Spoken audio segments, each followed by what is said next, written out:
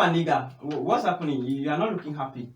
Yeah, I failed English in my YPO, and because of that, I won't be able to further my education again. Without English, you won't be able to get admission in any university in Nigeria because English is a general language here in Nigeria. How? I don't understand. You couldn't pass English language? Yes. So, which subject did you pass? Yeah, I was able to pass all the subjects except the English. I was able to pass the geography, the chemistry, the physics, except the English. So, which language did you use to pass the remaining 8 subjects? Is it Yoruba or Hausa or Igbo? I don't understand.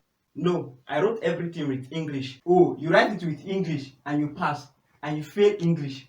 Yes. That means when the examiner was marking the script, he was not testing the use of English. Rather, he was testing the technicality of English. Because if he was using the test of English, our boys can speak English very well and use it to pass 8 other subjects but fail the English language. So why couldn't he use the English language that he used to pass the remaining other subjects? It means that what the examiner is testing is that no matter the level of English that you can speak, if you cannot tell the difference between a phrase and a clause, you are not going anywhere. So the question now is that what is the goal of a lingua franca? Is it communication or sophistication? Because if it is communication, our boys can use English to pass 8 other subjects but fail to pass the English language. So if it is communication, if I said to you that I go Lagos tomorrow, I pass because you understand what I'm trying to tell you, right? But if you said I'm not correct, that means you are persecuting me beyond the definition of a lingua franca. It means no matter how clearly you understand me, if I fail the test of technicality of the use of English, I will not be able to get the acceptance, the attention my individuality deserve. Meaning if I go for an interview and I say I come from Oyo,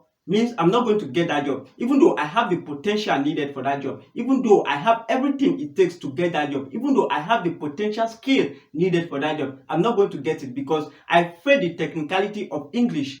Pidgin is not an embarrassment. It's a proof of people struggling with an original language that is not their own. That is why even though I speak Yoruba, the moment I speak Yoruba close to a real Yoruba man, he will say, oh, this is not a Yoruba boy.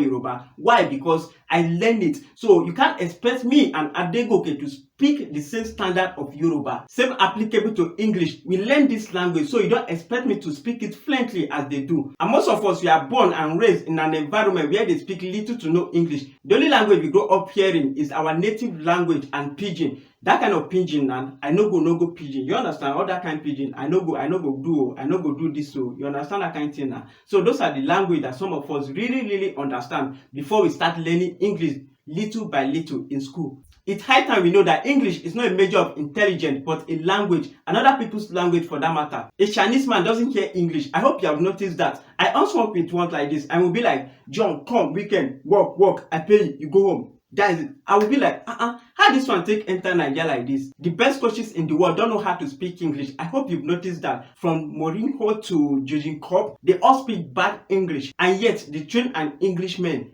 and they win all the competition in the world. Why? Because they focus on the communication and not the technicality of English. Do you know that a breastseller in Benin speaks a better English than a Chinese professor? But the Chinese professor has made his own car, plane, phone, shoe, and we are here judging the breastseller because he couldn't speak a fluent English. Do you know that those countries you are present today, like the USA, the UK, they learn the key subject with their own language. The key subject, which are the biology, the physics, and the maths. They learn it with their own language, and the Chinese learn this subject with their own language too. It's not my fault that I don't speak fluent English. I can speak Yoruba, Idoma, which is my own native language. So you should judge me when I can speak this language very well. If you are seeking to go to a place like UK, USA, it will come to a stage where they will want to test your English if you know how to speak English very well. So the question is that if they are coming from their own country to Nigeria, are they going to learn how to, are they going to test them if they know how to speak Igbo, Yoruba, or Hausa also? So that's the question. Are they testing them also? Yes, I know they colonize us, but it's high time we start accepting our own native language and stop looking at me like I'm a fool because I can't speak English fluently. And to our employers, it's high time we focus on communication and not sophistication. English is overrated in Nigeria because we are insisting that the perfection of it will be a standard of progress in our own society. And the Englishman have not held the Chinese man to that standard. The English country have not even held a Frenchman to that standard. We are the one holding ourselves to this standard. For example, if you're in the midst of people and someone is speaking a fluent English, everybody believes that that person is the right person. That person is speaking the truth, even though what he's saying there's no any sense in what he's saying. Everybody believe that yes, this person is right, and the person that cannot even speak a good English, everybody will believe that, oh, that person is wrong. You know that kind of thing now, right? You see a fellow Nigerian mocking another Nigerian just because he or she couldn't speak a fluent English. Isn't that ridiculous? The most important thing is communication, and that is what I learned when working with these Chinese men. You know, these people find it very difficult to speak English, and yet they rule us. We work for them, right? The most important thing is that if you understand what they are trying to tell you, that's their problem. Their own problem is that you should understand what they are trying to tell you, what they are trying to teach you, and you can work with them successfully without even any issue or anything that, oh, you cannot speak English, so you cannot work here. They don't have that issue. Their main focus is that deliver the job that they give you. Make sure you do your work very well. And that is what we should learn. That is what we should adapt from this kind of people. Please don't get me wrong. I'm not saying that we should abandon English language in our own country. No, it's too late for that. But it shouldn't be a determinant of progress in our own country. It shouldn't be the reason why this guy couldn't go to university just because he or she failed the test of English. For him to pass the remaining 8 subjects, you should know that yes, this guy understands the communication of English. Yes, this guy can speak English and communicate with others, but he only failed the technicality of English,